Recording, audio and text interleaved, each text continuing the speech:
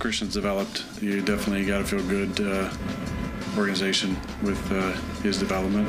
It's a rapid, wild development that it's hard to think about another player who goes from being kind of here and there minimal production to go-to type player, home run player. I mean, he had two, 60-plus yard touchdowns, it seems like. Last week, catch and run on a short one, and then end around. Pretty special. So it all factor into it, but there's got to be mutual desire on both sides. At the end of his answer about Christian and whether or not his performance makes him more willing to come back next year, the sentence he said was, "There's got to be mutual desire on both sides." Can you say that if Aaron Rodgers wants to play football next year, that you want him to be your quarterback? Yeah, absolutely. I mean, of course. So, but you guys know how I feel. Like, I have a hard time looking past the LA Rams right now. Well, Aaron Rodgers, a little Matt LaFleur. Rodgers' future as seen through the lens of Christian Watson's potential. Will somebody please, and I know Aaron Rodgers and the Packers are on a bye this week. I don't know what his media schedule is going to be. I don't know if he's going to do the McAfee show today, but will somebody please ask Aaron Rodgers if it's ever occurred to him that the development of Christian Watson may have been accelerated if his starting quarterback had chosen to be available to participate in the preparation of Christian Watson for his first NFL training camp. Have the synapses in Aaron Rodgers' very big and beautiful and complicated brain ever connected in a way that made him think, you know what? If I'd have been there for the offseason program, if I'd have had him come to my house, wherever it is, wherever he spends his time in the offseason, and we'd work together like other quarterbacks do with their receivers, maybe he'd have gotten to this point even sooner than the mid to late part of the season. Will somebody just ask him the question, Chris? I don't think anybody's even asked him that question. I think they asked him like early on in the process, and he, gave the answer of like, there's plenty of time in training camp. It was one of those type of things. Now, I know now nobody's that he's developed, right. Nobody's reinvested in that conversation. Yeah. No, and maybe they wouldn't be 5-8. Maybe they'd be 8-5. It's a fair question, and of course I'm with you in that belief that yes, it's always better to be there and gain that camaraderie and trust and start to feel comfortable with each other. I think it is an interesting question here. And listen, you know how much I love Christian Watson. I thought he was the second best receiver in the draft, only behind Jamison Williams out of Alabama. This guy's special. There are not too many people on planet Earth that are like Christian Watson. This is a DK Metcalf-ish type of football player, A.J. Brown, but I think with more straightaway speed. I mean, this guy's got 3 rockets up his butt. He's going to be one of the fastest guys in football here. I mean, he turns the corner on everybody, and he is the type of talent that if I'm Aaron Rodgers and the season's over and you're on the fence a little bit, I think between him and Dobbs, who got injured, but, the old number 87, they could have something that's damn dangerous next year. They're the type of talents that I think any quarterback would look at it and recognize and go, damn, do I really want to leave that? But, I don't know. And I don't know. Here we are again. It's the end of the season. It's 5-8. They're still not out of it. And we're already getting cryptic messages and, I don't know, giving farewells to Chicago and saying things like, I don't know, you never know when this could be your last time there. And it just never dies, this subject. It never dies. We're always talking about him and this and oy. It just, it's a little exhausting. He started it, Chris. I know he did. He started it. I know. He started it. He I became the new Brett Favre a few years ago when he started talking about retirement and will I or won't I and do I want to play somewhere else and all that stuff we heard. Remember when it came to a head, the first day of the draft 2021 where the 49ers supposedly made a call and he thought that they had told him they would trade him out of Green Bay if he wanted to be traded, and that created all that consternation in the 2021 offseason. I mean, it's real. And now he says there has to be mutual desire on both sides for this to continue, and that's just wrong. He holds all the cards. He's got a fully guaranteed salary compensation package. It's not just salary, it's bonuses and whatnot, but it's fully guaranteed of nearly $60 million for next year. They can't cut him. And people say, oh, they could trade him. Well, you're not going to trade him to a team you don't want to be traded to. You don't just trade Aaron Rodgers like a backup running back. You better be sure if you're trading for Aaron Rodgers, he wants to play for you. And if all Aaron Rodgers has to say is, you know what, it's been my aspiration all along to retire as a member of the Green Bay Packers, and that's what I intend to do. And I want to keep playing. I'm ready to go. I don't think them asking nicely, like the Baker Mayfield, would you please release me? I think Packers saying to Aaron Rodgers, would you please retire? I don't think they're going to get the answer they'd want. So even if they want to move on to Jordan Love, they're stuck. The contract they gave Aaron Rodgers earlier this year puts him in a position where they are stuck if Rodgers wants to come back.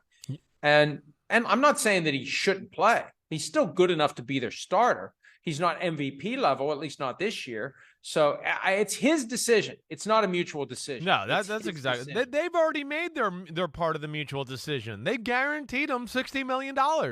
They're obviously okay with that. Yes, it's on him. So that's where it's odd too. I mean, it's somewhat cryptic again to just go, well, what do you mean? Well, they've already made their decision that they're good with you. They made that last offseason when they gave you the contract. They're good for the next 2 or 3 years with the decision of, like, we agree that you should be the quarterback here. And yes, it wasn't good this year. There's no doubt. His play, it's the worst year of his career. But it's still a lot of positives about this football team. And with those 2 receivers we're talking about, that could be interesting next year, even with Aaron Rodgers not being one of the 3-5 best quarterbacks in football, which he no longer is. But still, it's still dangerous, and we still see him make throws where we go, damn, that's special. That's good right there. But yeah, it seems like we're going to start this drama and this conversation over, one more time here. Well, and that's his prerogative. It's his call. At the end of the day, it's his call whether or not he comes back. It's his call whether or not there's drama. Now, yesterday, as the Packers entered the bye week, General Manager Brian Gutekunst was available to speak to reporters. I could read you the key comment, or we can watch and see if there's any of this going on here, any facial expressions that would maybe give us a deeper truth in what Gutekunst had to say when the topic came up of Aaron Rodgers returning. Let's have a look and a listen. Do you want Aaron back next year, or is that something that you just don't decide till the offseason? Well, certainly that's an off-season kind of decision, but surely, yeah, we want all our guys back. And, we made a big commitment to him this offseason, and so that was obviously, something that was really important to us. But like we've talked about in the past, I mean, this is something we'll sit down with him after the season, and it'll be something we do together and move forward that way.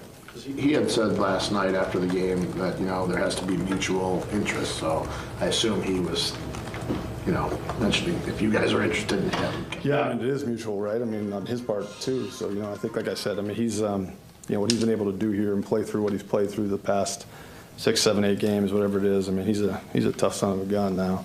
And but again, I think with what he's accomplished here, what he's done for this organization, that is certainly something that we'll sit down together and work through as we get through the offseason. But those are offseason, questions. No touching in the face. However, when he said we want all our guys back, I mean, come on. We want all our guys back, and there's 30% turnover every year for every team. So that's kind of a meaningless throwaway. Yeah, we want him back. We want all our guys back. Well, he's not one of your guys. He's not the gunner on the punt team. This is Aaron Rodgers. So, and the idea we're going to sit down and talk about it and he's the guy that's in charge. And this is the team that I firmly believe, it was a different GM and a different head coach that went to Brett Favre in 2008 and said in February, we need to know right now if you're playing this year. And I think deep down they knew if they pushed him, then he'd say, well, okay, I'm not playing. I don't know what kind of next level approach they're going to have with Rodgers, because you got to be careful, because Rodgers is smart enough to see through it. I don't know what they're going to do if they really do want to move on to Jordan Love. And I think we got 4 chapters left in the book. They still may make the playoffs. If they don't make the playoffs, it's one thing. If they make the playoffs and they have a nice little run again, you feel a different way. So I think from the team standpoint, it's still to be determined. From Rodgers' standpoint, I don't know why you'd want to walk away from $60 million, Chris. No, I don't either. But I do think Aaron Rodgers is one of those guys, too, when he's like we've talked about, I think when he's not the man and he can't make magic happen and he's not throwing lasers all over the field, I don't think he's the guy that's going to like hang around the league for another year or two. I do feel like he's that way. It's part of his aura.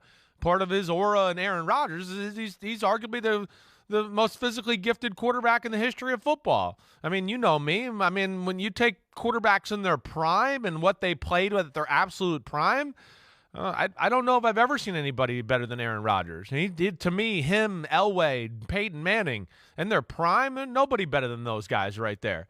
So, but, he's got to struggle with that. Can he deal with the fact that, okay, yeah, you're not Joe Burrow or Josh Allen or Mahomes or any of those guys. You're not. They're in a different world than you now.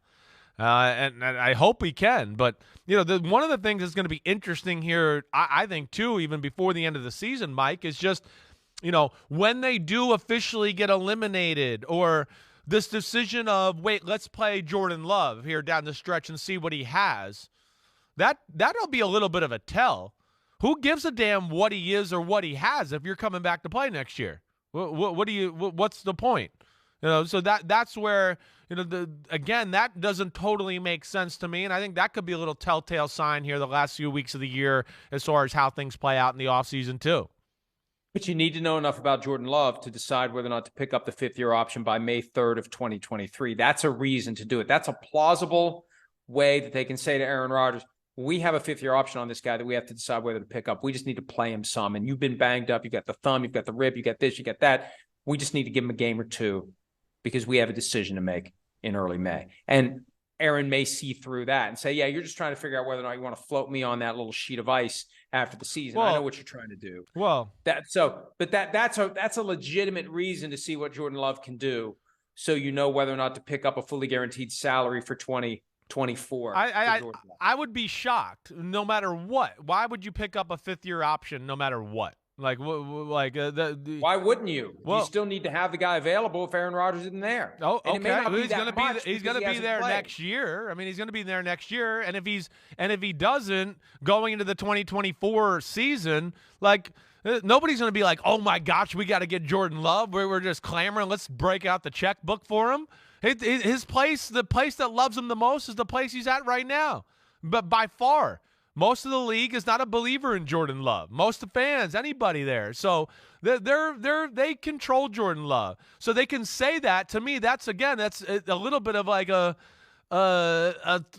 throwaway to me, to a degree, as far as that. And that's where, it is interesting. I mean, this is going to be, again, for the third straight offseason, we're going to be talking about Aaron Rodgers and Green Bay a whole lot, we need to take a break. Which is great and annoying. One of the factors to remember, Aaron Rodgers is not going to want to retire the same year Tom Brady does, because he doesn't want to be second fiddle to Tom Brady when they both enter the Hall of Fame. That will be a factor, not a deciding factor, but it will be a factor. Hi, it's Mike Florio. Thanks for watching PFT on YouTube. Hit subscribe for the latest news and analysis from Pro Football Talk.